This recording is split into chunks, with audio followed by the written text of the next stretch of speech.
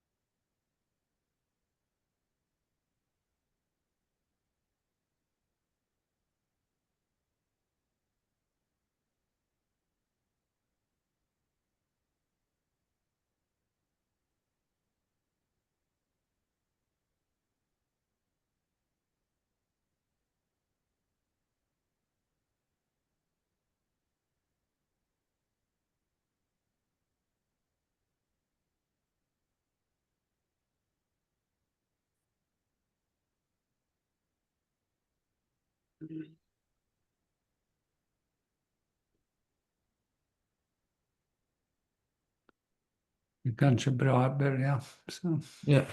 Okay. Hello, everyone, and welcome to this event. My name is Simon, and I'm an activist and member of Fridays for Future here in Lund, Sweden. And today we have the honor of welcoming our distinguished speaker, Professor Robert Stavins. He's the AG Major Professor of Energy and Economic Development at Harvard. And after the talk, we're going to have a Q&A. So welcome, Professor. And we are very pleased to have you with us today. And whenever you're ready, the screen is yours. Oh, okay. So let me share my screen to get started here. Whoops, that's not the right one.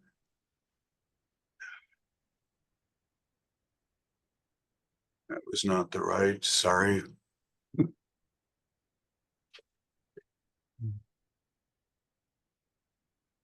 Here it is.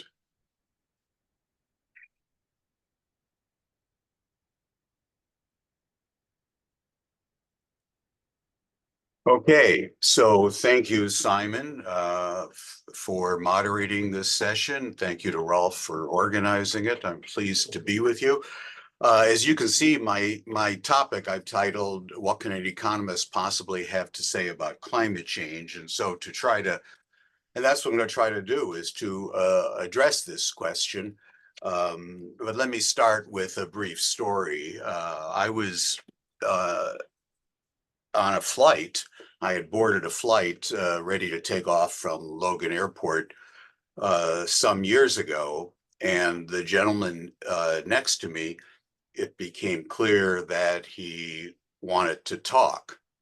Because as some of you may have noticed, there are two kinds of people who tend to fly: those who like to have conversations with perfect strangers, and then the rest of us. So I was not particularly inclined to talk, but he wanted to. And he started it out the way Americans typically do.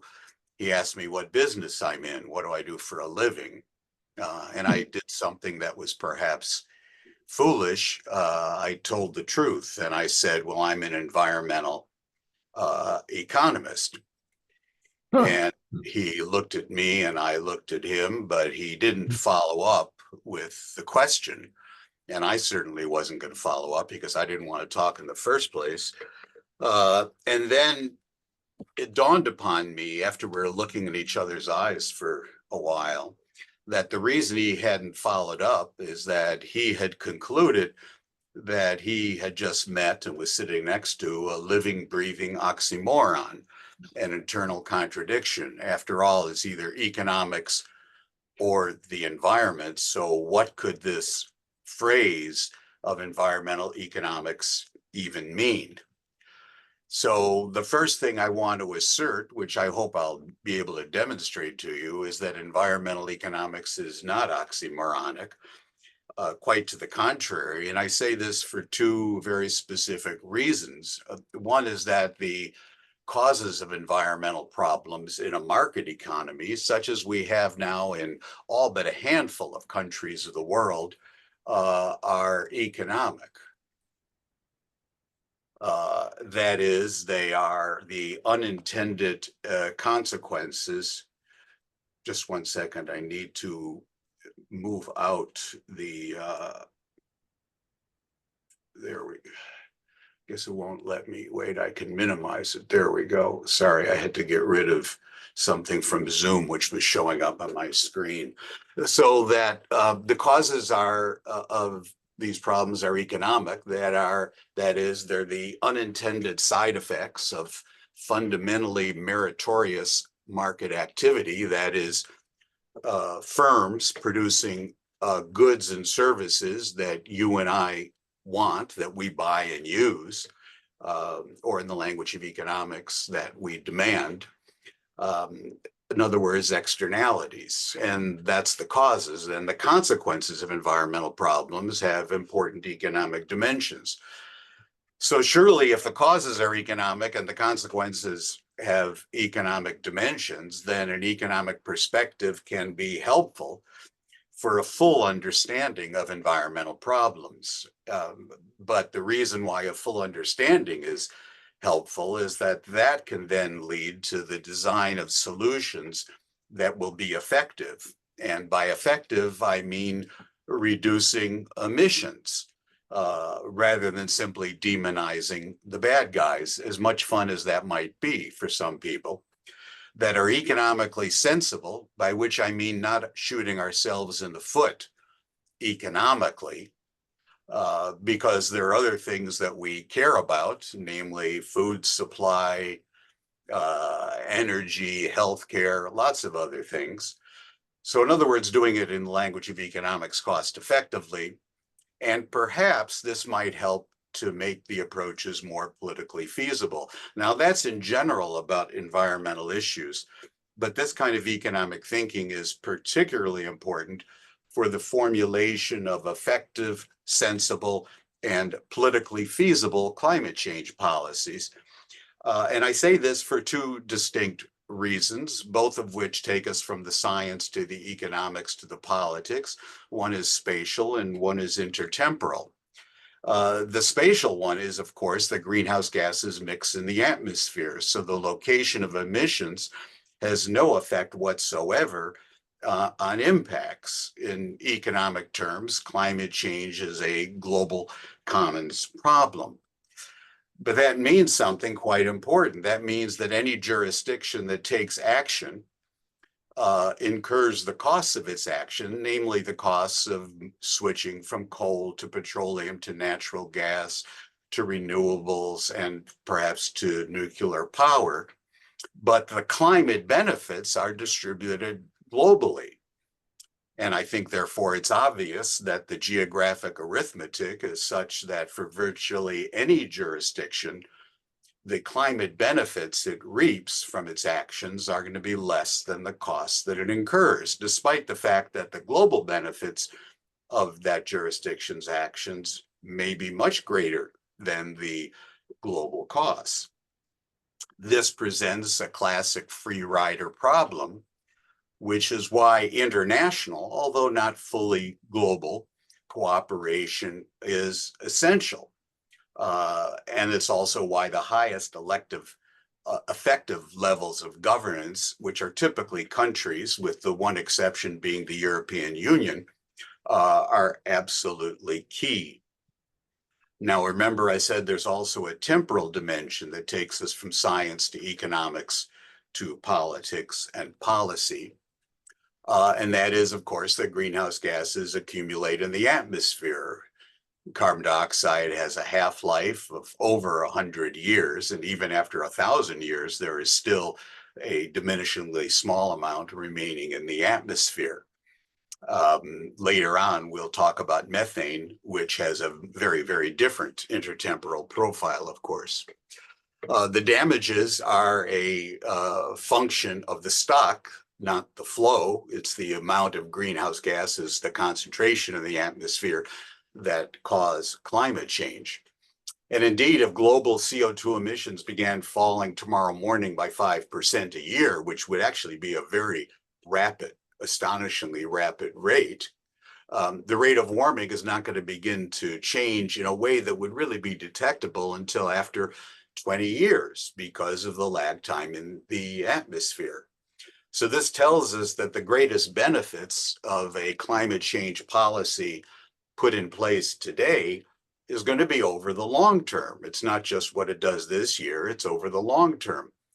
But climate change policies and the attendant costs of mitigation are very much upfront.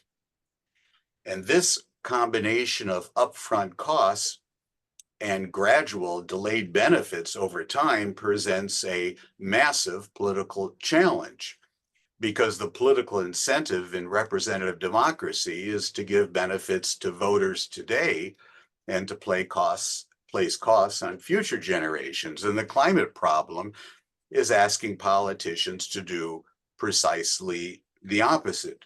It's for these two reasons that someone in the US Senate, with whom I've worked with closely, has often described climate change as the most difficult of political problems one could imagine, because of the combination of the global commons nature plus this intertemporal asymmetry. And that's a very different picture than we have for many other environmental problems. Now, economists, but not just economists, policy analysts, quantitative policy analysts of all kinds in many parts of the world, certainly in Europe and the United States, but also in other parts of the world, tend to favor the use of carbon pricing. By favor, I mean they recommend it. There are, of course, two basic forms. You're probably familiar with this, but just so everyone is on the same page, I'll say that there is a carbon tax, which is a tax on the carbon content of fossil fuels, not on CO2 emissions per se, but simply on the carbon content of coal, petroleum, and natural gas. The revenues can then be used for a variety of purposes, reducing other taxes, which are distortionary, compensating burdened parties, funding research and development. The compliance cost is certain because it's set by the carbon tax, but the quantity of resulting emissions reduction is uncertain.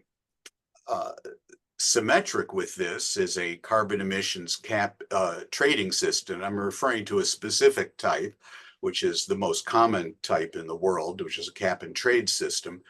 And here allowances are allocated for the carbon content of the fossil fuels, not emissions, but the carbon content of the fossil fuels. The allocation can be free distribution or it can be auction. And then the auction revenue can be used for the same purposes that I just mentioned in terms of a tax. This is the mirror image of the carbon tax, because in this case, there's certainty regarding the quantity of resulting emissions, but the compliance cost is somewhat uncertain.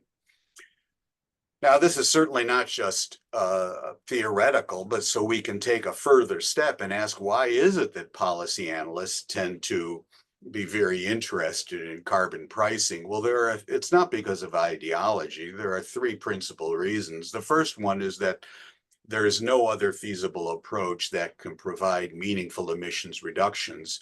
And by meaningful emissions reductions, I'm referring to what comes out of studies of the Intergovernmental Panel on Climate Change, for example. So that's just feasibility. It's inconceivable to, in a large, complex economy where you have hundreds of millions of sources. It's not just every electricity generator, it's every manufacturing facility, every residence, every motor vehicle, every backyard barbecue grill and lawnmower. Couldn't possibly address this with technology standards or uniform performance standards, which are sometimes used for other environmental problems. The second reason is an economic one, and that it's the least costly approach in the short term. And the reason is that the abatement costs of CO2, for example, which is what I'm thinking about, are highly heterogeneous by a factor of 10,000 to 1, depending upon what the source is. And so we get cost effectiveness only if all sources are at the same marginal abatement cost. And that's what carbon pricing achieves. And then thirdly, has to do with the long term, and that is it's going to be necessary to bring down the costs of climate change over time. And that means that carbon pricing, because it provides an incentive for carbon-friendly technological change, and I'm referring both to more to innovation, but also to the diffusion of existing technologies, is so important. So that's the good news. On the other hand, I want to make it clear that although carbon pricing may be necessary, and when I say necessary, I mean in large, complex economies. I'm not thinking about the developing world. I'm certainly not thinking about sub-Saharan African countries mired in poverty. It may be necessary, but not sufficient. And the reason is that there are other market failures, which we can go into in the Q&A. I won't take time now, which means that the prices are not perfectly transmitted. And so other policy approaches are also needed. Now, again, this is not just theoretical. These approaches do exist in the world. And in fact, this is from March 15th of this year, these prices. So it's almost up to date. The European Union emissions trading system, $56 a ton, that's been in place since 2008. In Washington State, there's a program. In New Zealand, in California, in the Northeast of the United States, in South Korea, and a very new one in China. The carbon prices you see, those are an indication of the stringency of the program, essentially. So you can see they're not all of the same stringency. We'll look at that in a minute. This is only a small share of the number of emissions trading systems there are in the world.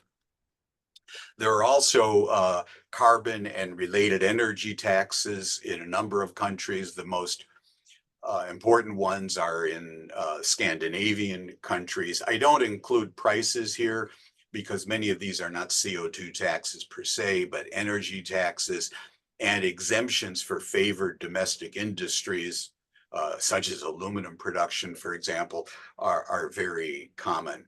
But many other jurisdictions in the world are not going to employ carbon pricing. They will and are using performance standards or even technology standards. These are higher cost for what's achieved, but there's still an implicit shadow price of carbon. So all in all, there are more than 70 carbon pricing systems in place in the world. About half are carbon taxes and half are cap and trade regimes. And on the vertical axis, I have here the carbon price in US dollars per CO2 equivalent. And then on the horizontal axis is the scope of the program. What are the emissions covered by the particular program? And the question I wanted to address is what in fact are more important in the world right now, the emissions trading systems or the carbon tax systems. And the first thing to take note of is that there are some carbon taxes. Here's Sweden's, which are at much higher levels than any cap and trade systems. But you can see that in terms of the overall importance, well, how would we measure that? Well, that would be the stringency, i.e. what's accomplished in that sense, the ambition, but also by the scope, how many tons are really being affected. So that would be the width. In other words, multiply for each of these rectangles, look at the area of the rectangle, the price times the quantity. And so you can see that these very high levels of carbon prices or carbon taxes in Scandinavia are very impressive, but these are relatively small economies. On the other hand, if we take a look at the European Union emissions trading system, for which the carbon price is about $60 a ton now, you can see that it has a much broader scope. And so that rectangle dominates this entire picture. That's the most important one. The total here is about 25% of global CO2 equivalent emissions. And also take a look, here's the new China's system, which is not a cap and trade system. It's a tradable performance standard, which is not as good from an economic and environmental perspective. And in Q&A, we can talk about that if you're interested. So you can see that, of course, a huge economy in China. So in that sense, it's important. But of course, the carbon price is very low. The ambition, and it covers only a limited set of sectors, as the EU ETS does for that matter. So another way we can look at this is what's happened over time. And this is just looking from 1990 to 2021. But if we extended it till now, there wouldn't be a dramatically different picture. And now on the vertical axis is the share of global emissions going up to 25%, which I just mentioned. And then on the horizontal axis are the years from 1990 to 2021. So the first thing to note of is here's the European Union emissions trading system coming in, and obviously of great importance. Here's the California system. This is in the dark blue, coming in the year 2012. This is the South Korean system in the turquoise. And then up here is the first phase of the China National Emissions Trading System, which again is a tradable performance standard. So you can see in terms of scope of coverage, it's quite important. Now, what are the basic consequences of carbon pricing for fossil fuels? Well, we can look at the three fossil fuels one at a time. The greatest impacts are, of course, on coal due to the high carbon content. And I'm really thinking of coal used for electricity generation. So that's thermal coal, not metallurgical coal. And there are impacts immediately, of course, on electricity dispatch, long-term impacts on investment in new capacity, which is going to be slowed or eliminated, and long-term impacts on the retirement of existing capacity, which is accelerated. And we've seen all of this happen in the world. Secondly, there's natural gas. Now here the impacts are much smaller because of the much lower carbon content per unit of electricity that's generated. And actually we can see a demand increase in the short term because of substitution for coal. So even though natural gas is subject to the tax or cap and trade system, what matters to the electricity generating entity are the relative prices, of course, and it's having a much greater impact on coal than on natural gas. Even with a pretty serious carbon price, I want to recognize that for the case of the United States, the likely anticipated effects would actually be small compared with what we've seen due to exogenous, non-policy, but exogenous technological change because of two technological innovations and diffusions, horizontal drilling and hydraulic fracturing. That's both oil and natural gas, but natural gas have been the massive impacts. And that's resulted in a tremendous fall in the price of natural gas compared with coal in the United States, so that we've gone from sort of 60-40 to 40-60, and that's what's led to, largely, that's the cause of the stabilization and in some years, the fall of CO2 emissions in the USA. Then there's the third, oil, petroleum, and here the impacts are more likely to be muted in the short term, and that's because there are limited substitutes for liquid fuels in the transportation sector, or another way to phrase that is relatively high marginal CO2 abatement costs. So if one was carrying out a cost-effective portfolio, but not using carbon prices, doing it by setting standards of some kind, then one would not in the short term target oil, because you can get a lot more done by targeting the low-hanging fruit. On the other hand, over time, with increasing penetration of electric vehicles, the growth of biofuels from agricultural waste or used cooking oil, and greater fuel efficiency, we may actually see a beginning of a decline in petrol demand after the year 2026. That's by no means certain, but it may well be the case. I'm going to try to move something there. The effect, though, could be muted because of growing demand for aviation fuel as well as petrochemicals. But of course, aviation, as I'm sure you all know, that's the most challenging use of fossil fuels to reduce.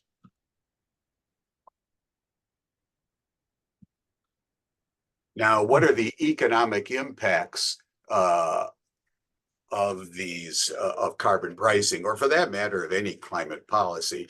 They vary across and within sectors. Obviously, bad news for coal, holding everything else constant. Even in the short term, a mixed picture, as I've suggested, for natural gas, and probably relatively muted for oil in the short term, but greater in the long term. But on the other hand, of course, very good news for renewables and possibly for nuclear. That depends upon a number of other factors. But the fuel themselves are only one part of any economy, in some cases a large part of the economy, in some cases a small part of the economy.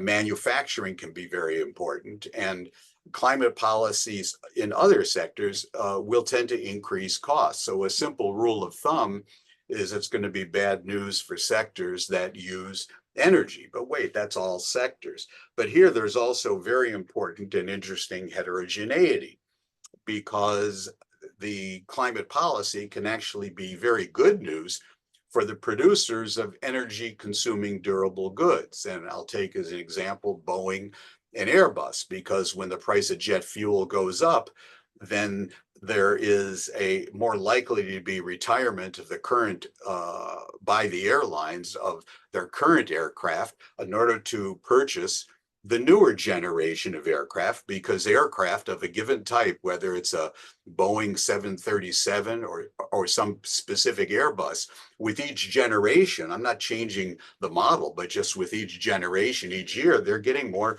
fuel efficient. And the reason why they're getting fuel efficient, as you may know, is not so much because of the engines being more fuel efficient, but because of lighter weight materials, composites, rather than being metals being used in the manufacture of the aircraft. So it can be good news for producers of energy consuming durable goods, because we're going to have a more rapid turnover of the stock of those durable goods. But that tells us at the same time it's going to be particularly bad news for the consumers of those same energy consuming durable goods, for United Airlines or Lufthansa, for example. And indeed, if you take a look for what is referred to as the positive political economy, of what industries have been supportive of climate policies in general and which ones have not, you'll find that it's the producers of energy consuming durable goods, which have been quite supportive often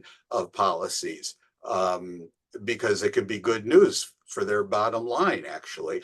But you're not going to find that the consumers industries of those consumable goods have been as supportive. So a question comes up, since I've been talking about carbon pricing, and I've been saying it in terms of cap and trade systems and in terms of taxes. Subsidies would seem to be in some ways symmetrical, or the mirror image of a tax. Politicians strongly prefer to give out benefits rather to impose costs, if they want to be reelected. So why not subsidize the use of renewable energy rather than taxing fossil fuels? This was the approach by the Biden administration in the United States in the Inflation Reduction Act, for example, which was almost exclusively subsidies. So we could ask, aren't these policy instruments really symmetric? In which case, a subsidy would be potentially cost effective, just as a carbon tax would be. Well, when the climate externality is taxed, it means less fossil fuel use and less overall electricity, for example, are going to be used given the higher prices.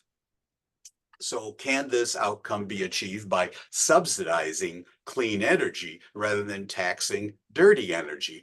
And the answer, alas, is no. By subsidizing clean energy, the market price for all electricity is reduced. And so overall electricity demand, or use in common language, increases. Also, this can provide for other perverse incentives, the well-known rebound effect. This is the effect if we subsidize cheaper thermal insulation instead of energy taxes, then people will change the thermostat setting to keep the house warmer in winter and cooler in summer. So you can actually have the perverse effect of that subsidy.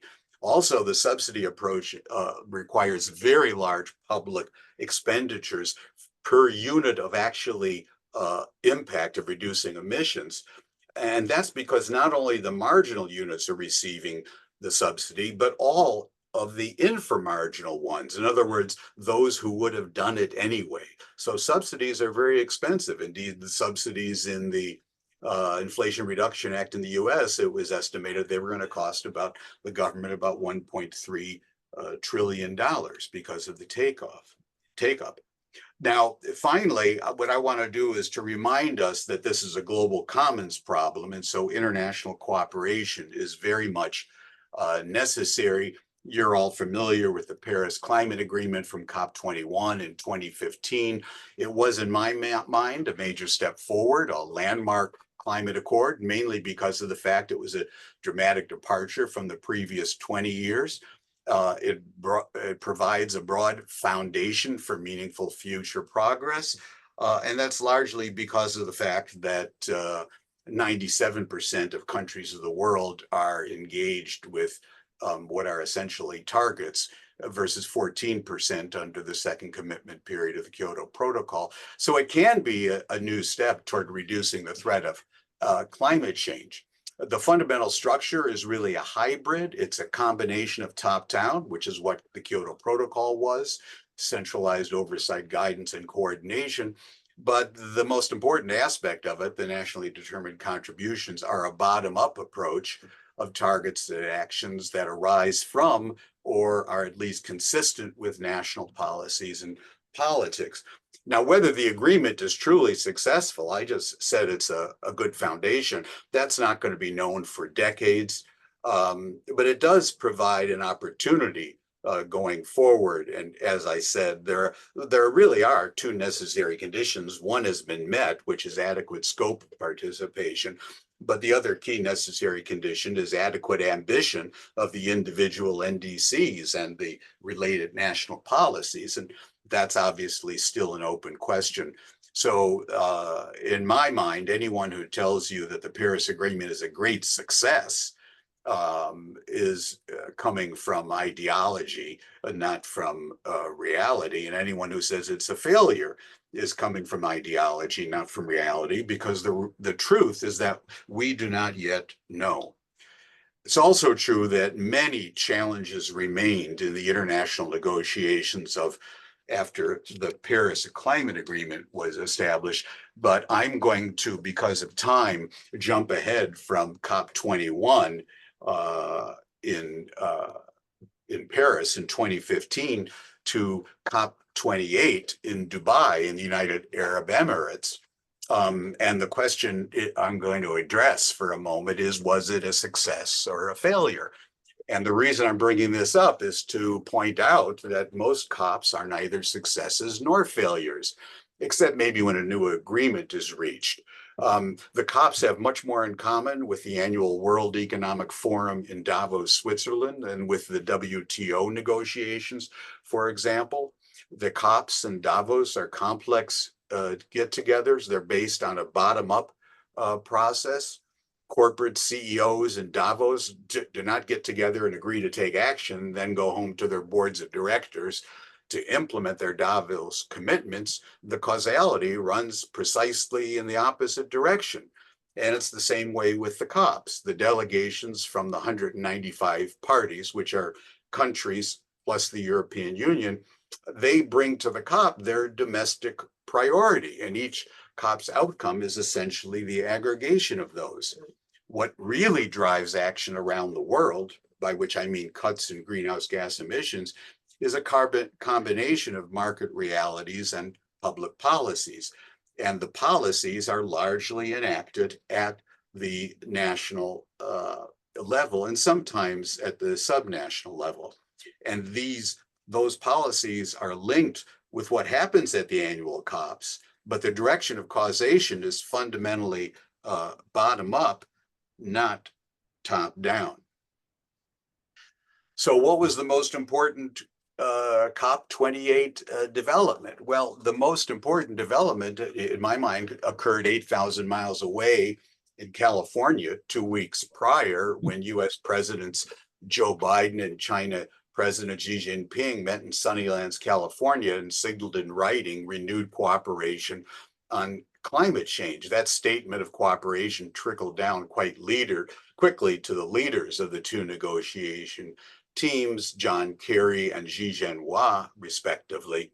The reason I say this was so important was that US-China cooperation is really essential for meaningful progress on climate change.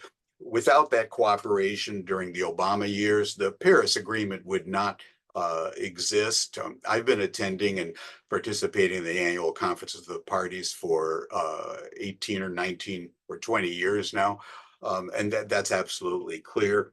And the Sunnyland statement jointly signed by the two presidents in November 2023 may be ultimately more important than any individual accomplishment at COP28 in Dubai. So what I want to emphasize is that there's something very important about the structure of the UNFCCC and of the annual COPs. The UNFCCC, which is from 1992, the United Nations Framework Convention on Climate Change from Rio de Janeiro in Brazil, has a very important aspect in it, element, which is quite unusual in international agreements. And that is, it specifies that any non-governmental entity which is qualified regarding the topics of the convention, in other words, climate change, can be represented at the Conference of the Parties as an official observer. So this is an explicit role for observer organizations from civil society. Most are from NGOs, also some from trade associations, and some from universities. And there's been a clear evolution over time, which I've observed. And that is gradual changes in the relative importance and prominence of the core country delegations of negotiators versus the observers from civil society. It's actually not 16 years ago. Now I guess it's 18 years ago. At my first COP, 90 to 95% of the meaningful action, in my judgment, qualitatively, was in the negotiations, with 5 to 10% among the participants from civil society. But by the time of COP28, I'd say that maybe 10% of the meaningful action was within the negotiations, and 90% was among the official side events and unofficial presentations and sessions and meetings and interactions among governments and civil societies. So the COP has evolved into largely being a trade fair with entrepreneurs of all kinds promoting their products. I counted something close to 20 promoters of different approaches to producing so-called green Portland cement. That's just of one of many possibilities. So the COP is really a circus in which the main event is eclipsed with increasing frequency by the sideshows. But I don't say this being skeptical or pejorative, although I have therefore labeled the COP in Dubai as Climate Expo 2023, and the one just last year in Baku was Climate Expo 2024. But, you know, just like Davos, these climate expos play a role. And I think actually a great example of this in Dubai were events that were targeting a specific non-CO2 greenhouse gas that I promised I would comment on, and that's methane. And because of time, I'll be very brief. So if you're interested, you can come back to this, because this is actually what a lot of my research and outreach activity nowadays is focused on is methane. And it received much greater attention from civil society, both business associations and NGOs at COP28. The interesting thing, as many of you may well know, is that methane has much greater radiative forcing per unit of CO2, but a much shorter atmospheric lifetime. So over 100 years, the radiative forcing per unit of methane is about 20 times that of carbon dioxide. If we're looking at only 20 years, it's 80 times as effective as a unit of carbon dioxide. Of course, there's much smaller quantities of methane than of carbon dioxide going up. So since there's some arbitrariness over what period of time you want to do the comparison, we can eliminate the arbitrary element by just asking the question of historically going back to the beginnings of industrialization, what share of global warming, in other words, of radiative forcing, has been due to methane emissions? And the answer is 30%. So yes, less important than carbon dioxide, but awfully important. And the reason why there's so much attention that makes it really interesting and promising is that it can be in the financial interest of the oil and gas companies to reduce emissions. Because when you patch a leak from a pipeline, mine mouth, wellhead, or pump, you're keeping more of a merchantable product called natural gas in the pipeline. So it's an extremely promising approach in the short term because of this very profile, and therefore reducing concentrations of greenhouse gases over the short term can sort of buy some time to reduce carbon dioxide emissions over time, which is obviously essential. And because of this, we've launched at Harvard, which I'm pleased to say I'm directing, a university-wide initiative to reduce global methane emissions. So at COP28, I guess I made 4 presentations, had 20 or more meetings on this, and that work continues. If you're interested, we can talk about that. I'm not going to, because of time, I think I'm going to move on and not say more about all the other interesting things with regards to methane that took place at COP28. Instead, I'll fly forward 1 year to COP29 in Baku, Azerbaijan, in November of the past year. Here, of course, there was some problematic leadership by the president, who characterized the oil and gas reserves as a gift of God and said it was not fair to call his country a petrostate, although it obviously is. That attitude was counterproductive to finding compromise on what are some very delicate issues, particularly between the developing world and the industrialized world.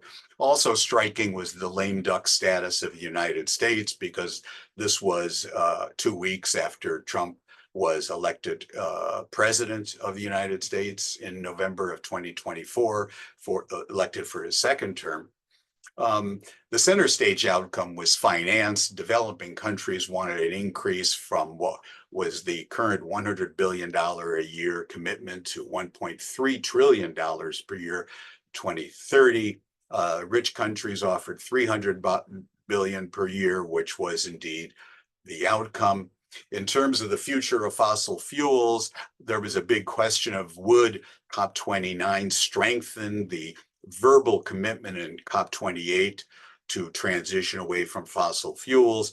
The result was to refer to that statement, but not to endorse it, let alone do something more ambitious.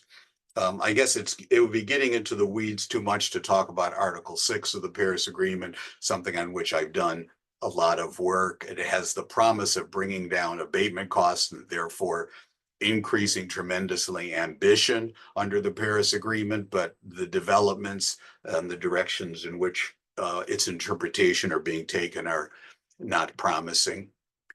So to wrap up, the key options for the institutional path ahead include the obvious ones, including the Major Economies Forum, the G20, but I also do want to mention the possibility of climate clubs getting a lot of attention in Europe in particular now. This is a coalition of the willing, a set of countries agreeing to price carbon, for example, domestically, and then enforcing border tariffs on non-participating trading partners. That, of course, sounds a lot like the carbon border adjustment mechanism of the EU.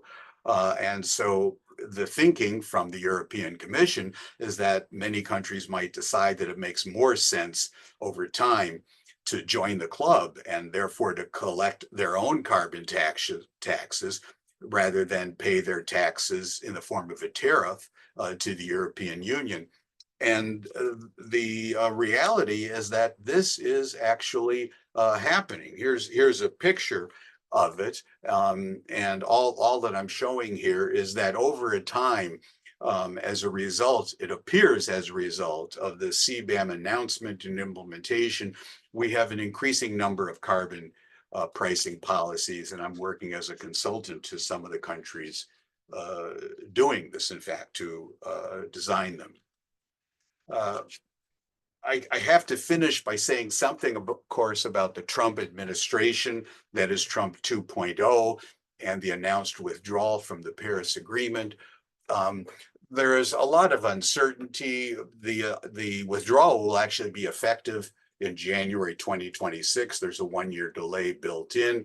Until then, the US remains a lame duck party to the agreement. But the State Department is essentially replaced the entire delegation. And unlike in Trump 1.0, there's no pushback from others in the executive branch or from the Congress. There is a possible supplement to withdrawal from Paris, which would be US withdrawal from the UNFCCC. That would also be a 1-year delay.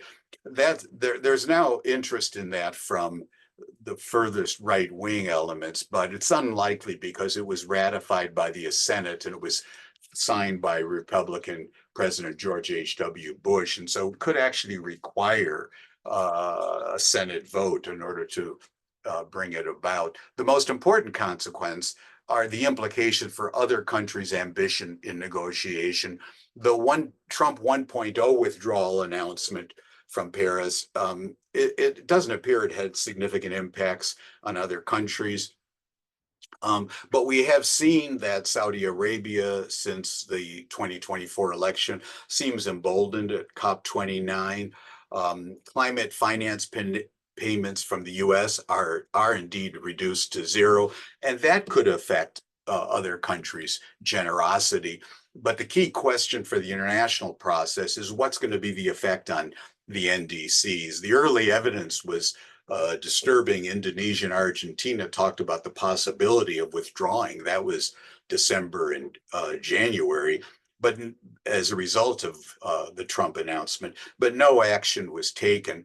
What is more telling is that most large emitters missed the February 10th deadline to submit the second round of NDCs. But it'll always be difficult to say what the real impacts in other countries have been, because the comparison would be with an unobserved hypothetical. That is, what would they have been had Ms. Harris, the vice president in the US, been elected instead of Trump? So we can't say. So beyond Paris, we won't know about the ultimate success for many years, but it does provide at least adequate scope of participation. And this remaining necessary condition stands, adequate ambition of policies. Quite a bit has already been achieved. I mean, back at the time when I was first involved, business as usual was predicted to be 5 to 7 degrees C in the current century. The Paris NDCs could lead to 3 degrees C maximum. If you add in the Kigali amendments on HFCs, that shaves off another 0.5 degree, bringing it down to 2.5 degrees C. No, that's not 2 degrees C or 1.5, but that's pretty impressive. But that's only if fully implemented in all jurisdictions. These are just targets.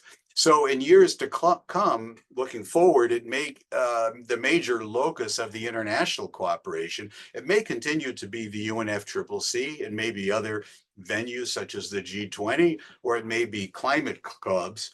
But I do think that the value of an economic perspective, and a quantitative perspective, and an analytical perspective remains. So I'll end where I started by saying that environmental economics is not an oxymoron. An economic perspective is not just helpful, I'll say actually it's essential for a full understanding of environmental problems. But the reason why a full understanding is important is that because that can lead to the design of solutions that are environmentally effective, economically sensible, and politically pragmatic. And I have the last two words are thank you. And then I want to leave you with some websites. The Harvard Project on Climate Agreements, the Harvard Environmental Economics Program, I direct both of those, my own website, my blog, which you're welcome to subscribe to, or you can follow me on Blue Sky. I long since have departed Twitter.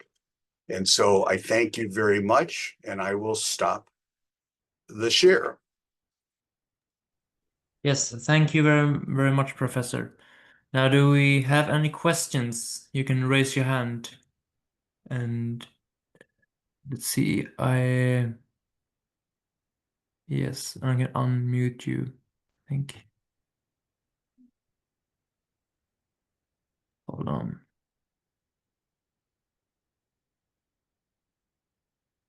Yes, can you unmute yourself, Rolf, or do I have to do that? Yeah, I'm unmuted. May I Okay. ask my question? Yeah. I'm very intrigued by Article 6, which I do not recall totally, but what I discovered, and I'd appreciate you correcting me on this, the issue of mitigation. It can be defined either as a mitigating temperatures or of mitigating CO2. And you might say, let's say mitigating CO2 means a concrete object, it's measurable, but so are temperatures. But it is more specific on the cause, CO2 being a greenhouse gas, let's say, element, whereas mitigating temperature is a consequence.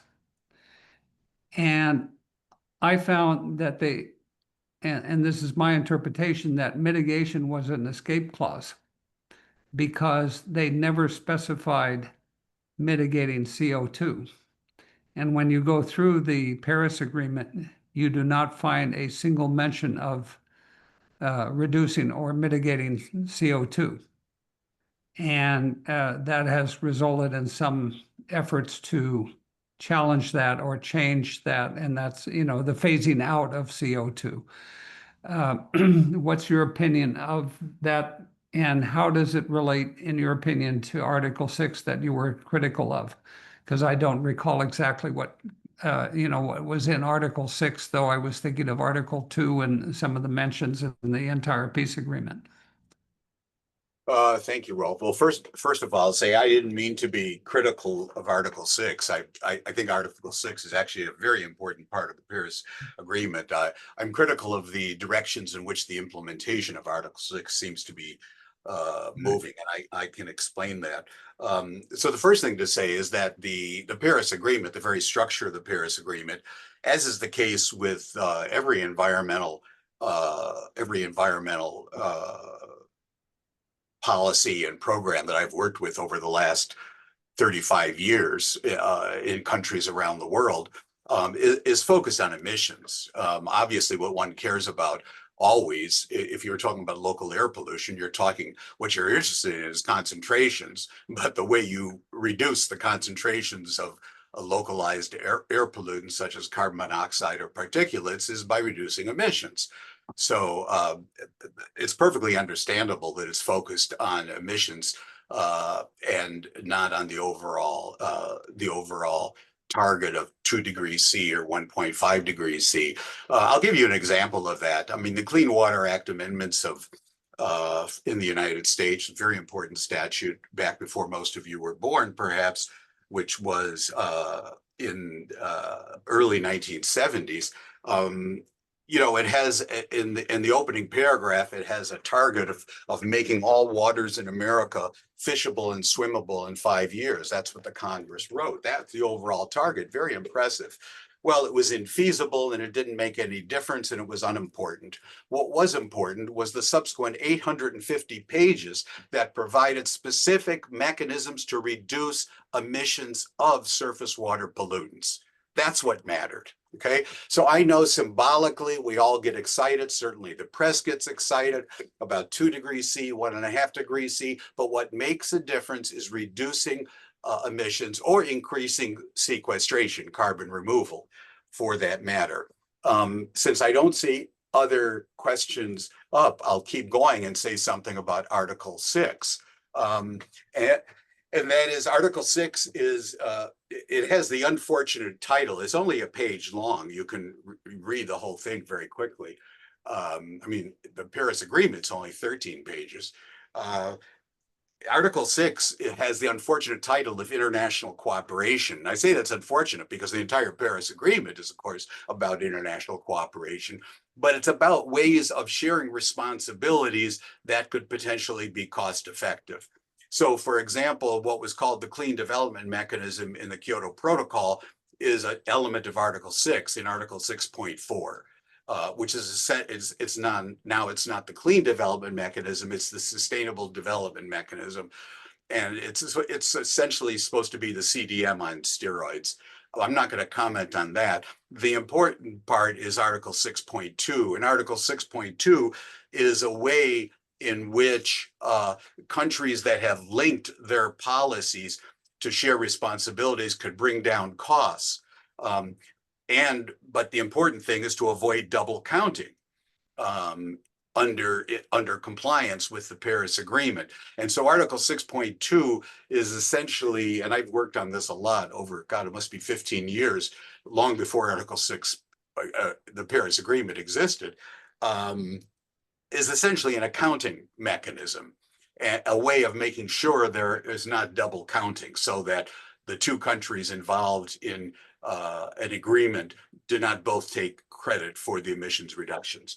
And it was quite sound. But unfortunately, Article 6.2, Article 6.4, which is the part that's the CDM on steroids, which is a project-based approach of offsets, has in it 2 taxes, one explicit, one implicit. And the taxes are a share of, one's called share of proceeds, which mean whenever a project's financed, a share of the money has to go to the UN. Well, that's a tax on the project. So of course it reduces the number and magnitude of projects. And the other one, which calls for a net reduction in emissions when there's a project as opposed to relocating, is an implicit tax. So the result is that these projects, which were never going to have any effect, I'm very skeptical of offset systems because of the insurmountable challenge of additionality, I was going to do it anyway. Look, I'm not going to tear down my forest, so I'm going to sell you these offsets. Well, how do you know I was going to tear down the forest? So there's always the problem of additionality. So these things have gotten moved into 6.2, which could have been a sound accounting mechanism. So that's why I said that I'm disappointed by the direction in which it's going. But now I see another hand up, so I will stop. Yes, go ahead, William. You can ask your question. Hello. Yes, very interesting talk. Thank you. I wanted to know what you thought about the level of the carbon prices that have been set. They don't seem to represent the actual environmental price of carbon emissions. I believe that is in the hundreds of dollars, and our carbon offset prices are only in up to 50 at maximum. No, that's absolutely correct. So that, it depends upon which measure you use. What was the official social cost of carbon at the end of the Biden administration, about $190 a ton, depending upon how the measurement is done.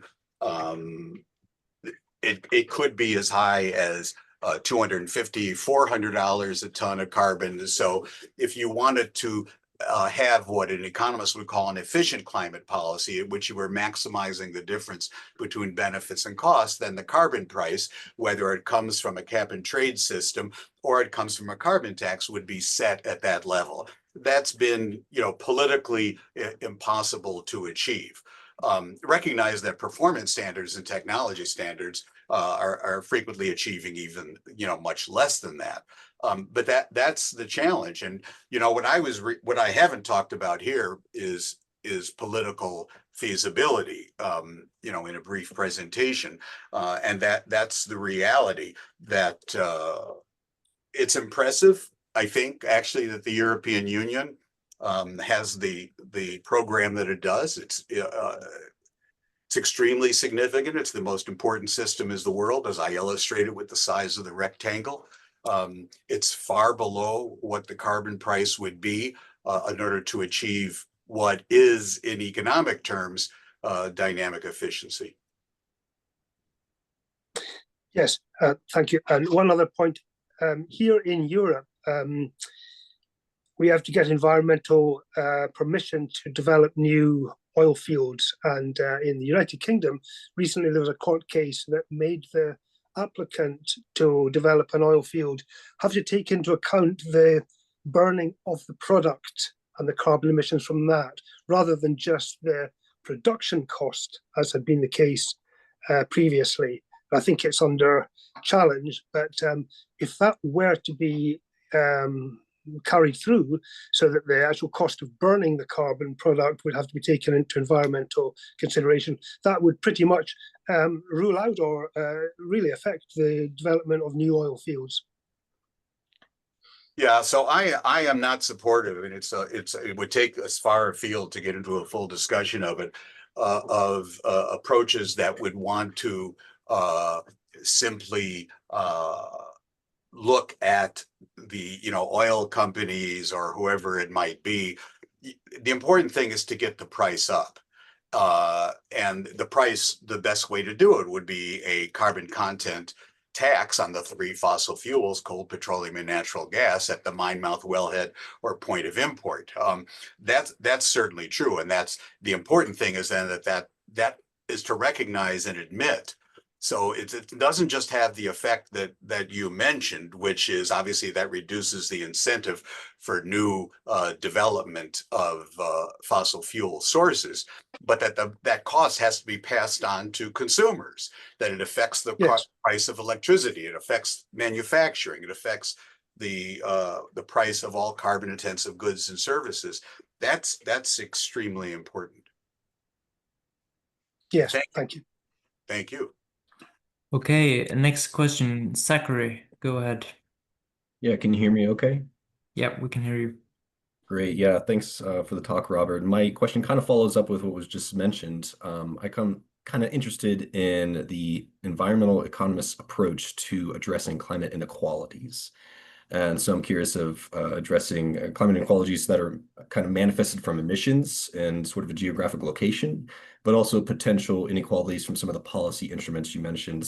You just mentioned passing down some of the taxes towards consumers who may not be able to choose the renewable options. So what are some of the approaches to mitigating inequalities? Thanks. Thank you. So this is an extremely important issue. And the first thing I should recognize is that because of time, I just focused on, to some degree, cost effectiveness. Distributional equity, which is the economist language for what you're referencing, is you could say equally important. In the case of the in the case of the international negotiations, it's more important. That's what the negotiations are about, is distributional equity. They're not really about cost effectiveness, efficiency, or overall performance. It's a matter of the developing countries versus the industrialized world. If you've ever been at any of the international negotiations, you know that. So the aspect of inequality is important in the context of the U.S., which is one way to illustrate the two sides of it, is that it comes up with two phrases. One is environmental justice, and what that's referring to are the impacts of climate change, or importantly, correlated pollutants on low income or minority communities.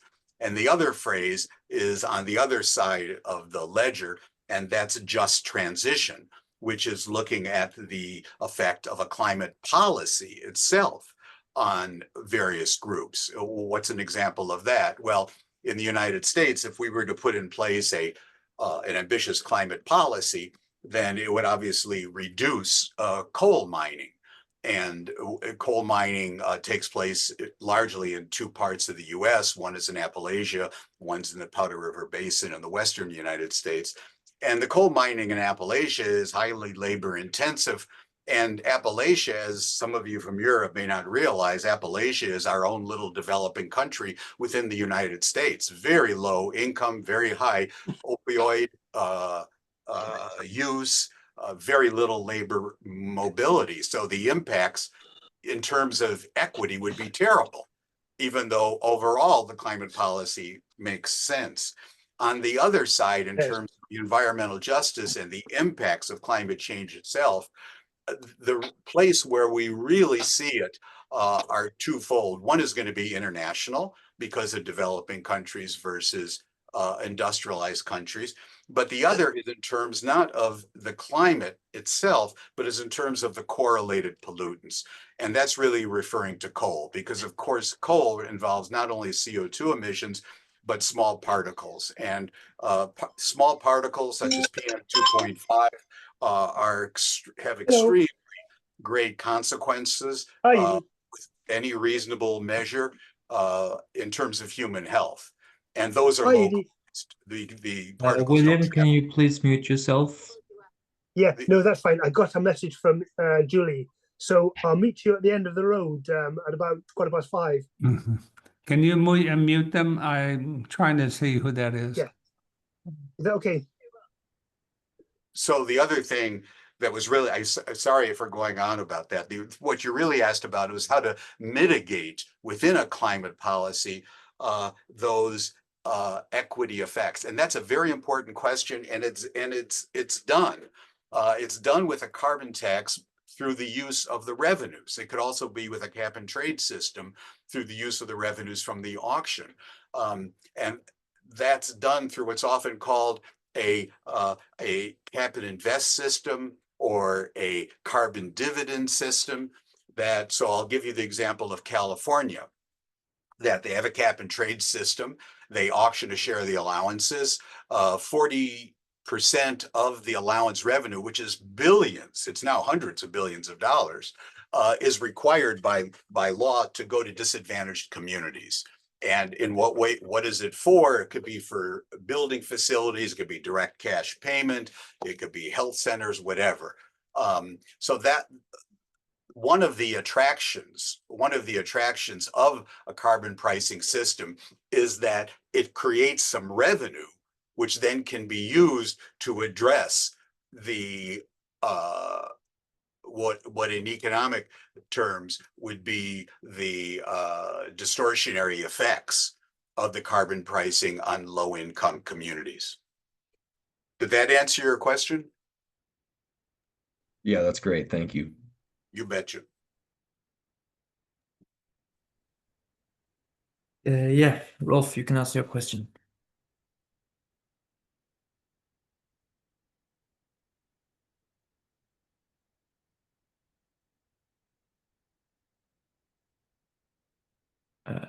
You're still muted, Rolf. If you want to ask your question, you can unmute yourself. Here we are. My apologies. Yeah, you to everyone here, we intend to send out a recording of this, and you will get this within the next week. And Professor Stavins, your presentation is immensely rich in content, so I intend to read it, to listen over and over again, and I think everyone feels that way. It's a really tremendous presentation with a lot of facts in it. I have a little bit of a, and maybe you can convince me the other way. I have a concern if we somehow let the taxation or pricing system on carbon seep into the consumers, it will be misused by politicians to say, look what they're doing. They're trying to take away your economic stability or your income by putting a tax somehow on carbon one way or the other. And therefore that turns the public opinion against, the way of coping with the carbon problem and emissions. Do you have any reaction to that? Well, you just expressed why it's a political challenge to use carbon pricing. Please recognize that a performance standard or a technology standard, which is not cost effective, hence per unit of what it would achieve, is even more costly and hurts those same consumers even more. It's just as you pointed out, they don't realize it. So I'll give you an example from my own country, the United States. For fuel efficiency, for over 25 years, we've been using something called corporate average fuel economy standards, or CAFE standards, to achieve energy efficiency with the use of motor vehicles. Whereas in the European Union, you've done it quite successfully with high levels of taxation of petrol. In the case of the United Kingdom, extremely high levels. So that Europe has actually taken the pricing approach with regards to petrol or gasoline. The US took a standards approach. But here's the point. If you try to increase the price of gasoline, put a tax on gasoline in the US, everyone sees that every time they go to the gas station on the corner, they see the tax. It states what the tax is. And so there's a lot of opposition to it. The research has clearly estimated over and over again that the cost to consumers of the corporate average fuel economy standards for the average driver, because it depends on how much you drive, is much, much greater than what the cost of the tax would be. But there isn't opposition to it. I mean, if I go into Harvard Square, a relatively highly educated, area of people on the street, and I ask them, something about the price of gasoline, or how do you feel about it being increased? Many of them may object, unless they're students, but young people. But they may object to that. But what if we make the corporate average fuel economy standards 10% more stringent than they are? And their answer is what? Because they don't know anything about them. It's not visible. It's not as if when you go into the showroom, the sticker on the back window of the car says that this car costs, $1,500 more because of the fuel efficiency standards. So it's not transparent to consumers. So, what you've pointed out is indeed one of the challenges of a carbon pricing system, is that it makes the cost to consumers explicit. But the cost to consumers, importantly, exists either way. Okay.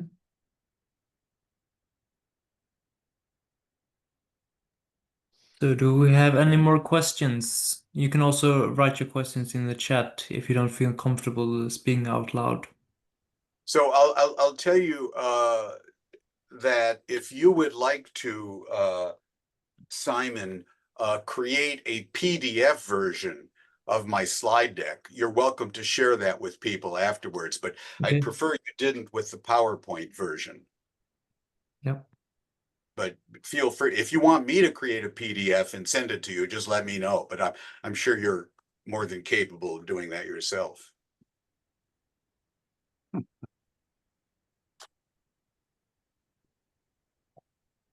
Yeah, so since we have no other questions, I guess you could retrace back a bit in the presentation you had. You talked about other market failures, if you want to go into more detail. Yeah, sure. So one of the other market failures I can actually, that's very important. Well, there are two. One of them, in a sense, I referred to, and it's what's called the principal agent problem in general in economics. But it has to do, the best illustration is with home thermal insulation. So even if carbon prices were set correctly, efficiently, at the social cost of carbon, you still wouldn't get the efficient amount of energy demand reduction in a lot of homes. Now, why is that? Is because one of the things to do would be to increase the insulation, because that brings down the cost of air conditioning, brings down the cost of heat, more thermal insulation. But if you're in a renter-occupied property, and the landlord pays the energy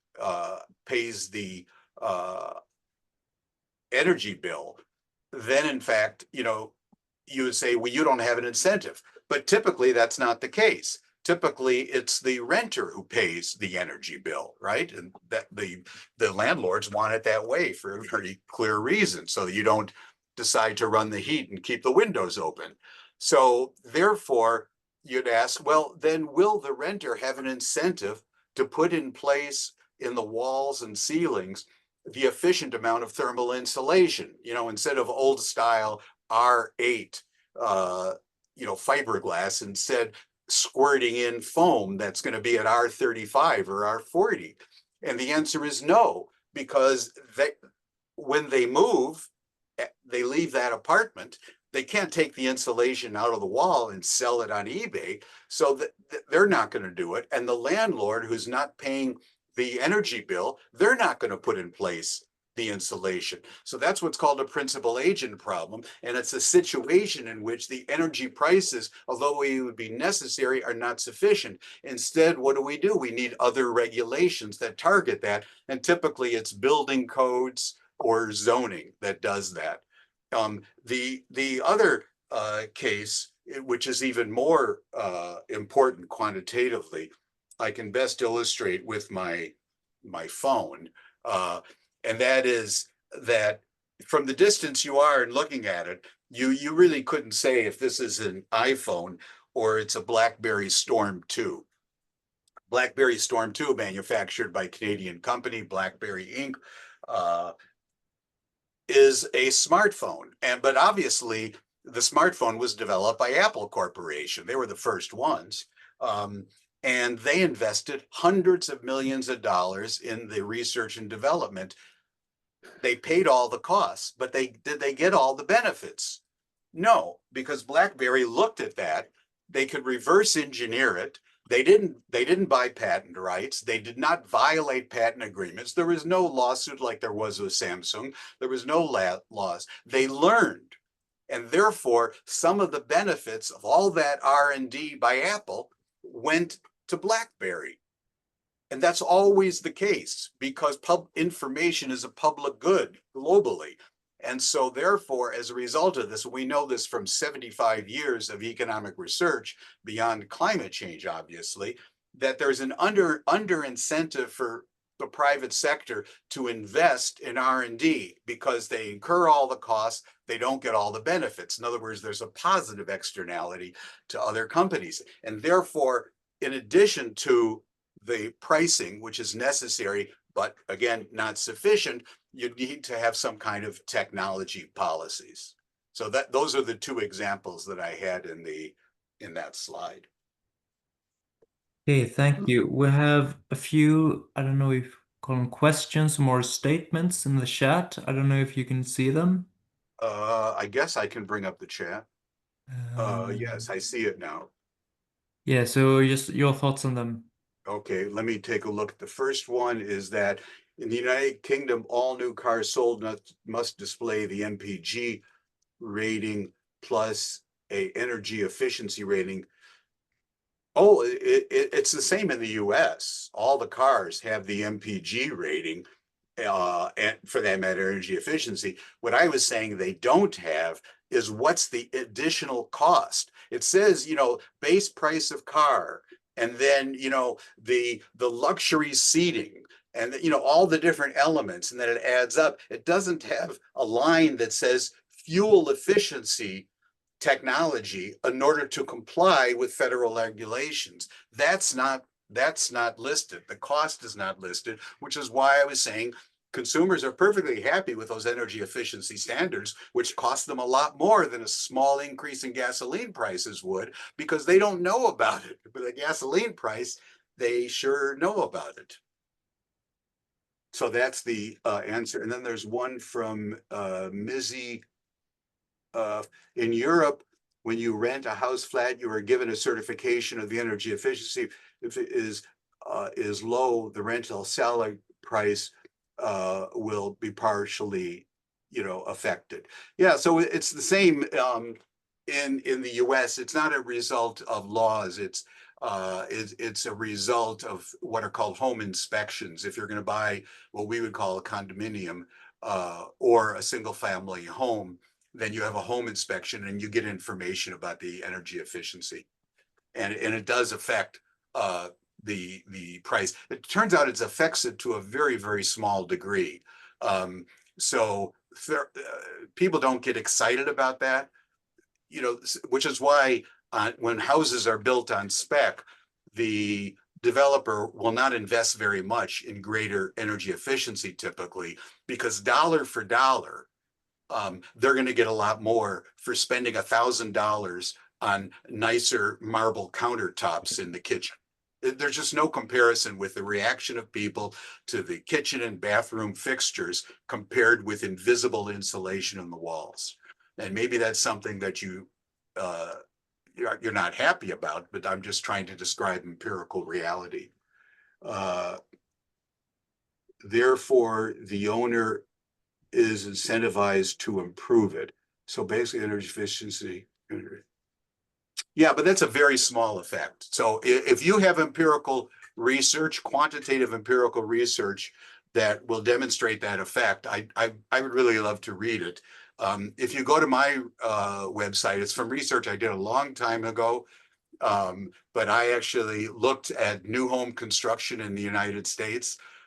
We had comprehensive data from the National Home Builders Association of every home built in the US. And it became clear that home builders did not invest in more efficient water heaters, more efficient central air conditioning, et cetera, that they didn't invest in energy efficiency. So if you look on my website, where everything I've ever written is available for free, and you just look for energy efficiency or look for the word distribution in the search box. And then also look for the phrase energy paradox, which is an important phenomenon, which is that around the world, consumers many consumers, not all, probably those of you who are on this chat are the early adopters because you care about climate change. So you're going to be very progressive in that way. But consumers, by and large, do not adopt energy efficiency technologies in the absence of regulation that would actually pay for themselves over their lifetime because of lower energy costs. And there's a lot of research on this, and we have a whole very comprehensive article that I think has the phrase energy paradox, which is what this is called in its title. So the last one there, I don't think I can offer up. Needs a comment. So. No. So if there aren't any more questions, I guess we have still some more time. You could go into more detail about methane if you like. So methane is interesting, and as I said, I'm very inclined about it right now because I'm directing a Harvard-wide initiative. We have 25 individual research and outreach projects ranging from satellite detection of concentration, statistically inferring what the emissions are in specific location at points of time, and translating that into measures that can be used for regulatory purposes. But there are 25 different ones. This is across the oil and gas sector, the agricultural sector, which is both livestock, of course, but also paddy rice development. So we have a research project in China, which is on paddy rice emissions, and then also from landfills. So it's gotten much less attention, methane, because the quantities of methane are much smaller, and because there has been this norm of comparing the greenhouse gases on 100-year time horizons. Now, methane still looks pretty important, but not nearly as important if you look over the next 20 years. And that's why I say that if you want to accomplish something in the short term, then that's, a lot of attention needs to go there. I'm not saying as a substitute for CO2 emissions abatement, but it merits it. The other aspect that's interesting is that normally I become very resistant when anyone claims win-win policy changes, because there virtually aren't any. If there are, they would happen. But one of the few areas where, in a sense, we're seeing them more and more is methane emissions reductions in the oil and gas sector. And that's because if you reduce that leak, if you search and find the leak and you reduce the leak, you're keeping in the pipeline a merchantable product. The challenge is searching and finding the leaks. That's where the real cost comes in. But the new satellite technologies, and I'm talking both about TRPOMI, which has been up for quite a few years, and methane sat, which has been up for, I guess, about a year now, isn't that right? About a year. No, wait, it's less than that. And we'll have publicly available data in January, I believe, methane sat, that because they'll be publicly available, that's actually going to be lowering search costs for oil and gas companies. So suddenly you're going to see even more emissions reductions from the O&G sector. And in some parts of the world, not all, those are the dominant sources of methane. They've been very important in the US, in some parts, obviously, of the Middle East. But in China, it's rice production is the most important. And one of the ways of reducing emissions from rice production is with dry land rice. And that's what our project is on. But I should stop there because I see we are at 30 minutes after the hour, I think. Yeah, thank you so much, Professor. And I think we will conclude this event here. Thank you also for everyone joining, and Rolf, who organized it. Rolf, do you have any last comments you want to say? Oh, just tremendous, and thank you. I have more questions than I can raise. So that's great delivery and lots of facts in there. Very good. Okay. Yeah. It was my pleasure. Yeah. Take care, Thank all. you. Yeah. Nice meeting Thank you. Bye-bye. Bye. Goodbye. Thank you, Simon. Thank you, everyone. Thank you. Bye. Thank you all for participating.